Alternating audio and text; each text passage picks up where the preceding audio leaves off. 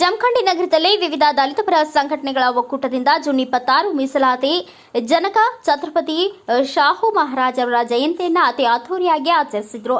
ಈ ಸುದಿನದಂದು ನಗರದಲ್ಲಿರುವ ಛತ್ರಪತಿ ಶಾಹು ಮಹಾರಾಜರ ಅವರ ವೃತ್ತಕ್ಕೆ ಮಾಲಾರ್ಪಣೆ ಮಾಡಿ ನಂತರ ಸಾರ್ವಜನಿಕರಿಗೆ ಅನ್ನ ಸಂತರ್ಪಣೆ ಕಾರ್ಯಕ್ರಮವನ್ನು ನೆರವೇರಿಸಿ ನಂತರ ಸಾಯಂಕಾಲ ಜಮಖಂಡಿ ನಗರದ ಪ್ರಮುಖ ಬೀದಿಗಳಲ್ಲಿ ಶಾಹು ಮಹಾರಾಜ ಅವರ ಭಾವಚಿತ್ರದ ಭವ್ಯ ಮೆರವಣಿಗೆಯನ್ನ ಮಾಡಲಾಯಿತು.